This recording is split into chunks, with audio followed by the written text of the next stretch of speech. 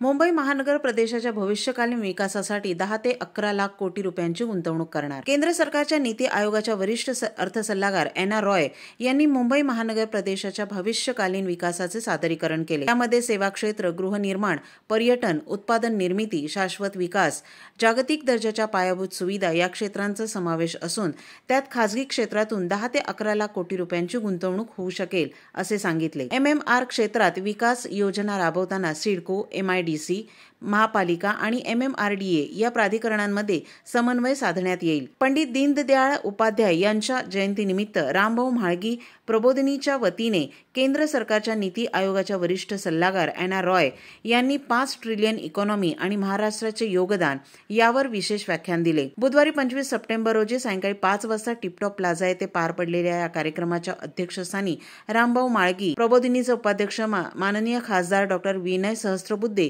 तर व्यासपीठावर प्रबोधिनीचे कार्यकारी संचालक डॉ. जयंत कुलकर्णी आणि कार्यकारिणी सदस्य सुजय पत्की होते। यावेळी आमदार निरंजन डावखरे उपस्थित होते। पंतप्रधानांनी वारंवार हे स्पष्ट केलंय की देशाचा विकास ही प्रत्येकाची जबाबदारी आहे आणि म्हणूनच त्यांनी सबका प्रयास असंही सबका साथ सबका विकासला जोडलं आणि त्यामुळे या प्रगतीच्या वाटेवर चालताना आपल्याला प्रत्येकाला काय करायचंय याची जाणीव सगळ्यांमध्ये निर्माण करण्यासाठी अशा प्रकारचे उपक्रम की ज्याच्यामध्ये $5 ट्रिलियन इकॉनॉमीच्या लक्ष्य प्राप्तीसाठी ते उद्दिष्ट गाठण्याकरता सरकार काय करतंय, राज्य सरकार काय करतंय आणि आपण सगळ्यांनी मिळून काय करायला हवं ही जाणीव विकसित करण्यासाठीचा हा उपक्रम होता।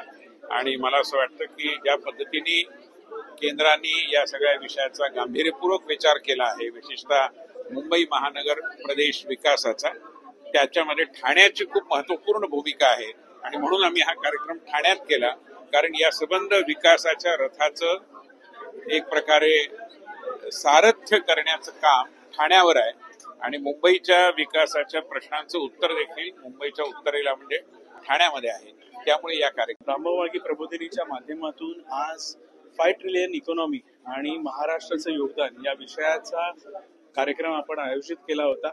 याला भारताच्या नीती आयोगाचे CEO BVR सुब्रमण्यम सर आणि एना रॉय या प्रिन्सिपल इकॉनॉमिक ॲडवायझर प्रत्यक्ष उपस्थित झाल्या आणि हे जे MMR रिजन आहे, मुंबई मेट्रोपॉलिटन रिजन आहे, या रिजनचा विकास हा कसा होणार आहे, या विकासाबरोबरच महाराष्ट्राचं जे देशपातळीवरती 5 ट्रिलियन इकॉनॉमी मधलं जे योगदान आहे ते योगदान कसं असेल या विषयामध्ये विस्तृतपणाने एना रॉय यांनी एक प्रेझेंटेशन केलं।